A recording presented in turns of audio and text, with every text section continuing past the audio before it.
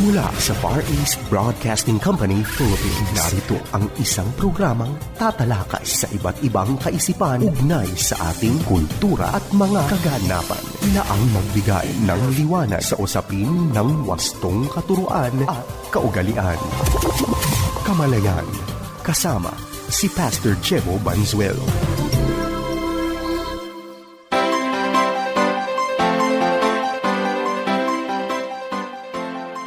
Isang mapagpala at mabiyayang araw mga kapatid. Kumusta na po kayo? Sana po ay nasa mabuti at maayos na kalagayan ng bawat isa at patuloy na lumalago sa ating ugnayan sa ating Panginoon.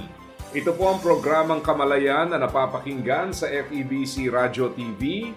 Tayo po ay napapanood sa Facebook Live at YouTube channel ng 702 DZAS FEBC Radio TV. Gayon din sa Channel 185 sa GCTV. Yan po ay tuwing linggo, alas 7 hanggang alas 7:30 ng umaga. Ito po ang inyong lingkod, Pastor Jebo Banzuelo. Pag-usapan po natin sa pagkakataong ito ang tinatawag nating Healthy Christian Community. Alam nyo, napakahalaga po ng kalusugan sa anumang larangan. Personal mang buhay, ang kalusugan po ay napaka-importante dahil sabi nga pag wala po tayong kalusugan, sa halip na magawa natin yung dapat gawin, tayo po ay nalilimitahan.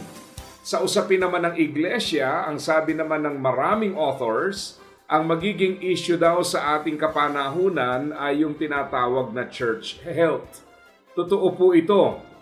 Sang-ayon sa kanilang obserbasyon ay marami na po tayong mga iglesia sa ating panahon ngayon, pero ang malaking hamon po ay ang lumikha ng mga malulusog na iglesia. Kasi paminsan po yung bang merong stage na talagang very healthy and vibrant ang isang church at paminsan po through the years na yung kalusugan iyon ay unti-unting nawawala. Merong isang nabasa akong article tungkol dyan at isa po sa kanyang paliwanag ay ito. Ang isang iglesia ay nangangailangan po ng mga tao na merong particular na spiritual gifts. At pag ang isang iglesia po ay nagsisimula pa lamang, kadalasan po ang main activity is evangelism. At mapapansin po natin sa isang pioneering church na ang focus mainly is on the message. Pero habang tumatagal, mapapansin po natin na merong mga nagiging ibang pangangailangan na resulta po ng pagdami sa bilang. Halimbawa, kung kayo po ay napasali sa church planting, alam niyo po ito.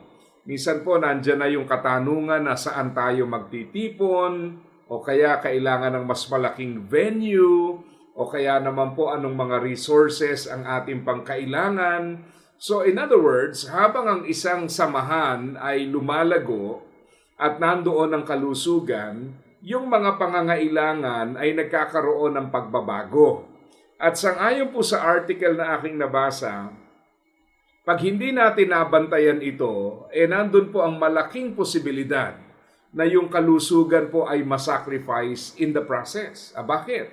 Dahil maaari po na yung mga kaloob na espiritual na kailangan during the early stage of a church ay hindi po iyon ang magiging pangunahin sa kanyang paglaon.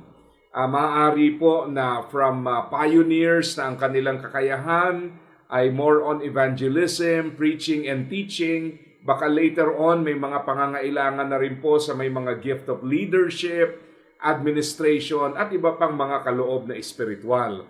Na pag hindi natin nakita yung transition na iyon, ay maaari pong magkaroon ng epekto sa kalusugan ng isang iglesia. Kaya paminsan mapapansin nyo, may mga gawain na mag-i-start, ang ganda ng momentum sa mga early years ng isang iglesia, para bang ang bilis ng paglago, tapos magugulat na lang tayo, biglang magpa-plateau. Sa point na iyon na merong plateau, ang nangyayari po ay para bang hindi nadadagdagan o kaya may dadagdag, may mawawala at yung bilang po ay nananatili. At paminsan makikita natin, yung bang we tend to settle for what we already have.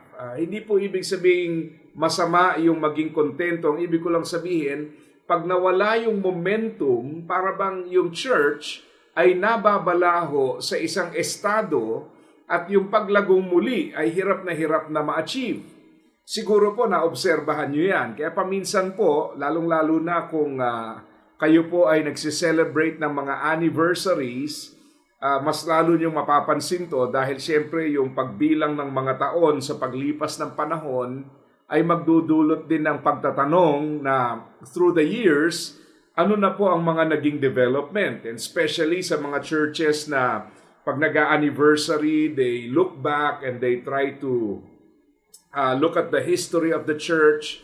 Makikita mo kung ano yung season na talagang ang paglago ay mabilis, ang paglago ay napakadali. Tapos makikita mo rin yung mga season na kung saan medyo naapektuhan yung paglago dahil sa, again, ang isa po is nawala yung kalusugan dahil sa pagpapalit po ng mga pangangailangan ng iglesia na maaaring yung mga naunang nag-umpisa ay hindi po nila taglay yung kailangan para ipagpatuloy ang gawain sa panibagong season po nito. Kasi kadalasan po yan ang hindi nababantayan. So in the process, we make the church unhealthy. At yung kawalan ng kalusugan ng iglesia at that point, yan po ang nagiging dahilan kung bakit ang iglesia nababalaho sa isang particular na level na kung saan pag hindi ho natin in-address yung mga issues at yung mga health issues ng iglesia, well, the church may not grow anymore. Tingnan nyo po. Huwag niyong isipin na ito'y nangyayari lang sa atin sa modernong panahon. If you look at the Book of Acts, napakagandang halimbawa kasi itong Book of Acts po, ito yung early church. Makikita natin yung napakatinding momentum, ano? Si Pedro po nangaral at nung nangaral, naku, libo-libo yung nakakilala sa Panginoon at dumagdag sa kanilang kalipunan. So dumating na nga sa point na sila po ay marami na sa bilang. At sa maraming bilang na iyon, nagkaroon ng diversity ng ministry. Mga ministeryo na dati hindi mo naman iniisip gagawin, hindi mo iniisip na tauhan, pero eventually kailangan gampanan dahil nandyan na ang pangangailangan. So tingnan po ninyo, sa Acts chapter 6, verse 1, let me read from verse 1 all the way to verse 7. No, ito po sinasabi. But as the believers rapidly multiplied, there were rumblings of discontent. The Greek-speaking believers complained about the Hebrew-speaking believers, saying that their widows were being discriminated against in the daily distribution of food. So the 12 called a meeting of all the believers. They said, "We apostles should spend our time teaching the Word of God, not running a food program. And so, brothers, select 7 men who are well respected and are full of the Spirit and wisdom, and we will give them this responsibility. Then we apostles can spend our time in prayer and teaching the Word."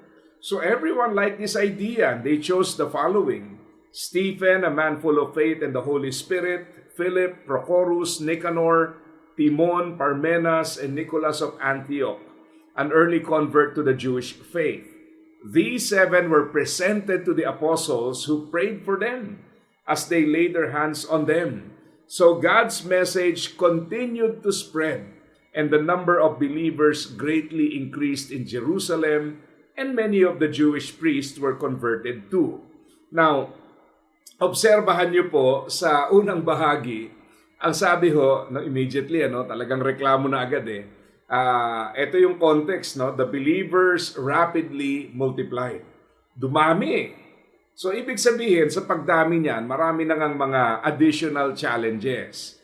Gaya ng aking sinabi, nagkakaroon po ng diversity ng ministry. Ang tanong, sino tatao ngayon? So, ang tendency, say for example, ako yung nag-start, ang tendency po, kung walang na-raise up ng mga bagong leaders, ang mangyayari po sa akin, from what I used to focus on, I will be distracted and my efforts will be diverted sa iba pong mga pangangailangang sumusulpot. In this case, kailangan hong pakainin yung mga balo. Sino ho gumagawa nito? Yung mga apostol.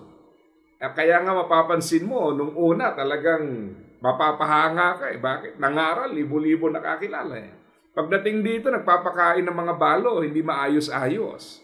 So, ang sabi nila, hindi pwede na dito kami magtutuon. Kaya sabi sa verse 2, we apostles should spend our time teaching the Word of God, not running a food program. So, kung obserbahan niyo po ang sarili niyong iglesia, ito ba'y napansin niyo na marahil sa unang mga taon, nandyan po ang mabilis na paglago dahil ang focus po is more on evangelism, the preaching of the word, teaching, and then eventually may mga ibang needs, maybe yung location is not big enough, maybe nag-diversify ang ministry, may mga bata na kailangang turuan, sino po ang magtuturo doon? Kasi pag ang isang gumagawa ay hindi nadagdagan ng additional workers, ang tendency po ay siya lahat. O kaya pag walang nag-step up, ang tendency sa kanya lahat. At kagaya po ng sinabi natin, now you have a growing demand with limited supply. So yan po ang magiging tendency niyan. Kaya dito po, sa case ng mga apostol, bago tayo dumating sa chapter 6, pagkaganda-ganda dahil talagang nangangaral, lumalago, talagang matapang. Pagdating dito, nagpapakain ng balo, ay biglang hindi na naging mahusay.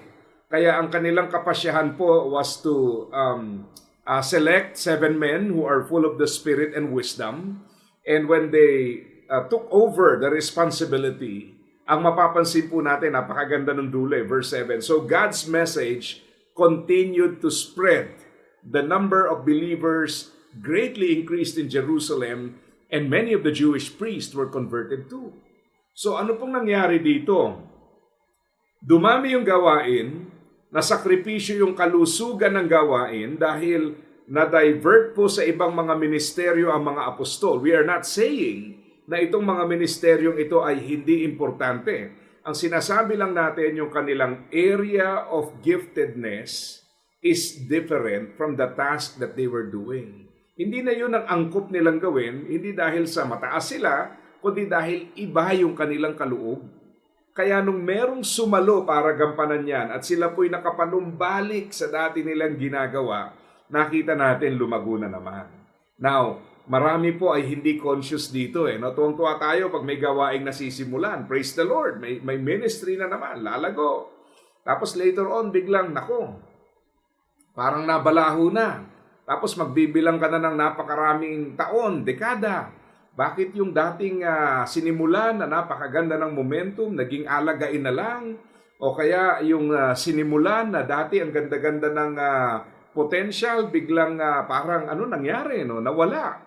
If you try to project based on the activities before, isipin mo kung tuloy-tuloy ang paglago, malaking-malaki na. Pero bakit? May mga nangyayari po na yung iglesia parang pag napunta na sa isang particular na bilang, nananatili na doon, hindi na umaangat. Paminsan po, ang nagiging tendency rin niya, nakikita natin ang kahinaan ng ating mga manggagawa. Bakit po? Kasi po, lumalabas na sila po ay gumaganap sa mga tungkulin na hindi naman sila gifted na gawin.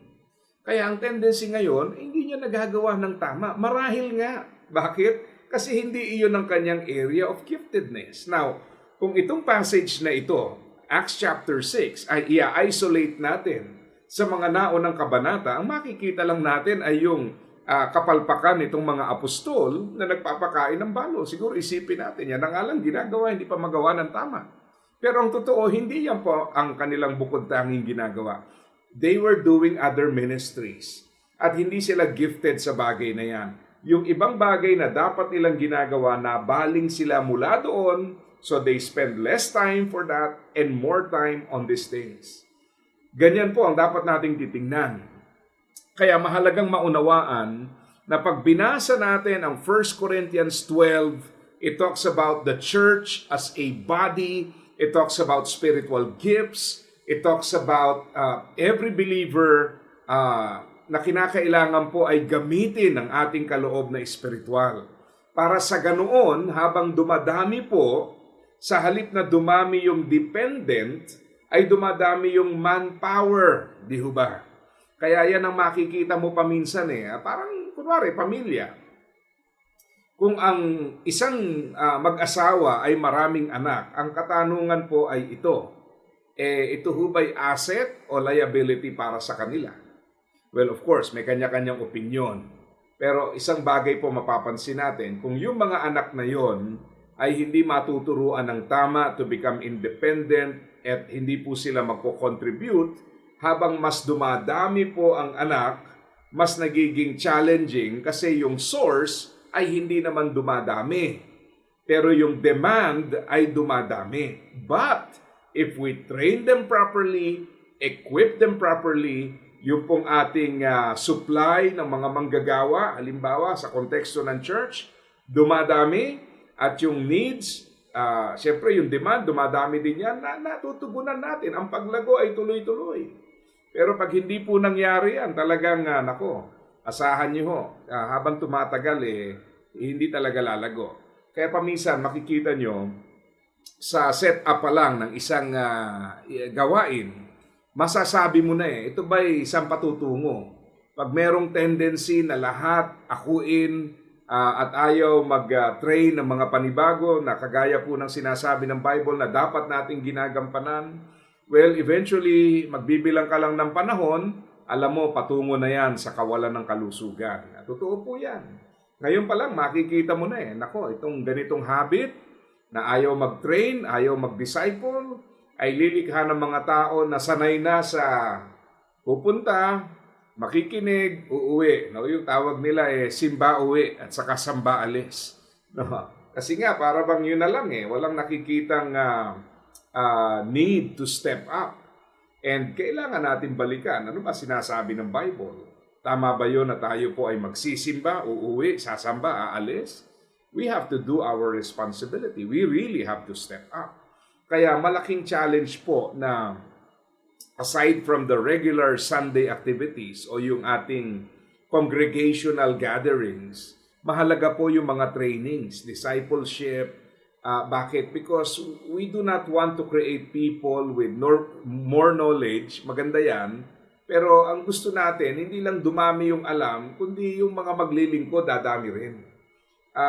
Kaya sa isang aklat, The Making of a Leader, sinulat ni Clinton, ang sabi po niya doon, importante yung relational learning. Na ibig sabihin, ang isang manggagawa ay hindi lamang magtutuon sa kanyang calling in terms of what he needs to do, kailangan mag-focus din siya on the relationships that he needs to build. Dahil pag nawala yung aspeto ng relationship, you may have many talented or gifted volunteers, pero kung hindi naman sila mag-work together, we still have an unhealthy church or community. Kaya paminsan sabihin natin, ang dami namang manggagawa, pero bakit unhealthy pa rin? Well, hindi po garantiya na pag marami po ang gumagawa, healthy. Kasi kung talagang walang pagkakasundo yan, kung hindi naman marunong mag-work together yan, talagang unhealthy pa rin. Bakit? Because they work independently.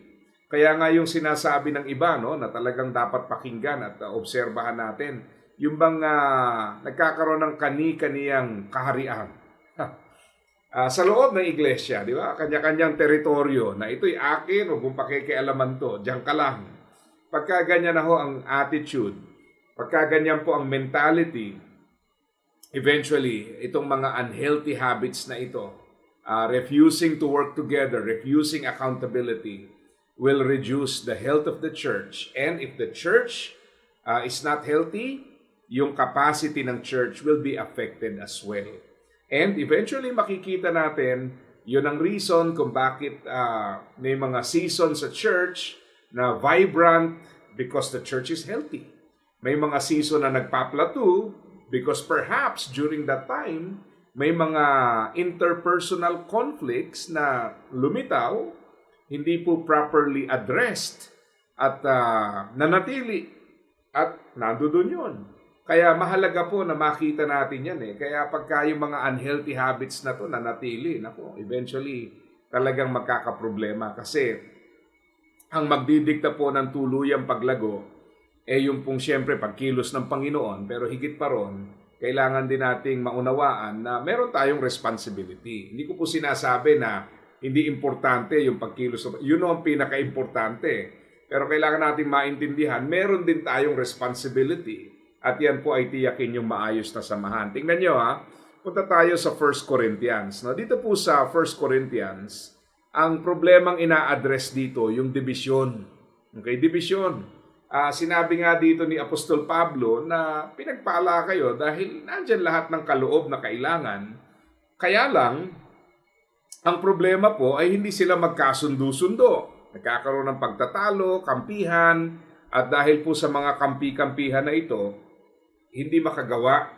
Umabot na sila sa point na pagdating natin sa 1 Corinthians chapter 3, ang mapapansin po natin ay, ang sabi ni Pablo, verse 1, Dear brothers and sisters. So let me stop for a while. So maliwanag, mga mananampalataya ito. Dear brothers and sisters, when I was with you, I could not talk to you as I would to spiritual people.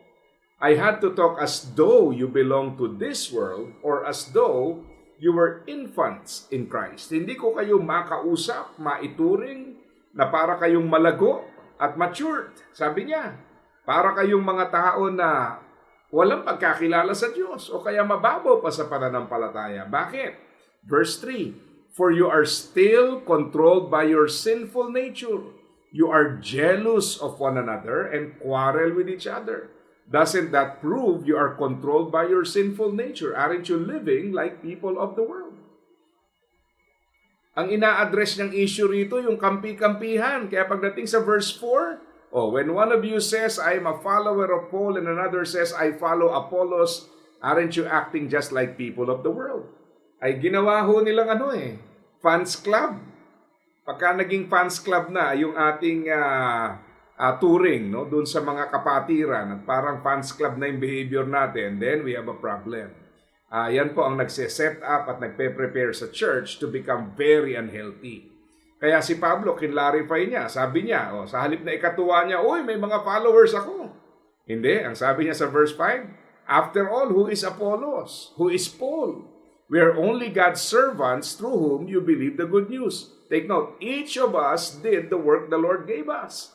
I planted the seed in your hearts, and Apollos watered it, but it was God who made it grow. So, binigyan niya ng parangal si Apollos. Sa halip na ikagalak niya na may followers siya, sa halip na kamuhian niya yung followers ni Apollos, hindi. Ang sabi niya, may kanya-kanya kaming tungkulin, huwag niyo alisin sa amin yon.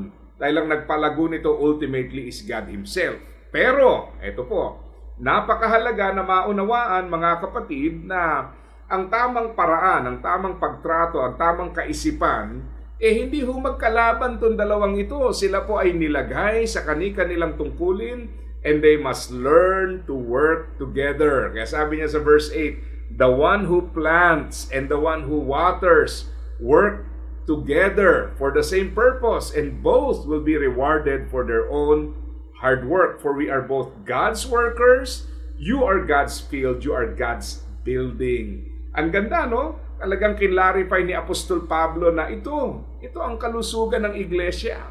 Kaya kalaban ng iglesia, yung mga attitude ng tao ngayon na para bang, pag hindi si ganito speaker, ayaw ko na. Yung bang masyado tayong personality-oriented, na akala natin, because we follow certain leaders and we do not follow certain other leaders, akala natin, matured tayo spiritually. But actually, ang epekto po niyan, we are making the church unhealthy with this wrong attitude. Totoo po yan. Dahil hindi naman ganun ang design ng isang church. Sabi nga, di ba sa 1 Corinthians 12, isang katawan. Pag mayroong katawang mahina, ipagtuunan mo para lumakas. Sa halip na ipagdukdukan mo at magtuong ka doon sa malakas na. So, ano nangyayari? Kaya ngayon, yan po nakikita natin. Ang daming churches, pero ang tendency na multiply natin yung unhealthy churches. Bakit? Ito, may mga maliliit na sa halip na yung iba mag-step up and involve to create small, healthy churches. Ang mangyayari po, mag-gravitate, lilipat sa malalaking churches. Pagdating doon, anong gagawin doon? Dahil sa sobrang dami, wala namang paglagyang ministry, that church will become unhealthy. Bakit? Ang daming miyembro, wala namang ministeryong ginagampanan or naglilingkod pero hindi sa area of giftedness nila. So ano pong nangyayari? That big church becomes unhealthy dahil ang daming nga miyembro hindi naman naglilingkod lahat dahil wala kang paglagyan. Yung small church becomes unhealthy dahil yung dapat naglilingkod, naglipatan. So ang focus natin should be on the health of the church. The health of the church. At isang paraan po is by making sure that we involve and then we remain true to the teachings of the Word of God. Yan po ang napakahalaga mga kapatid. So sana po ang lesson natin ngayon ay naging pagpapala sa bawat isa. Sa kaiksian po ng ating pagkakataon, dito po tayo pansamantalang nagtatapos. Ito po ang programang Kamalayan, napapakinggan sa FEBC Radio TV at napapanood sa Facebook Live at YouTube channel ng 702 DZAS FEBC Radio TV, gayon din sa channel 185 sa GCTV. Ito po ang inyong lingkod, Pastor Jevo Banzuelo, pansamantalang nagpapaalam at nagpapaalala sa bawat isa na ang buhay na ginagamit ng husto at wasto ay walang pagsisisi pagdating sa dulo. God bless po sa inyong lahat. Iyong napakinggan ang Kamalayan. Para sa iyong mga tanong, komento at suhestyon, mangyaring bumisita sa ating Facebook fanpage, Kamalayan FEBC, o mag-email sa kamalayan@dzas.febc.ph.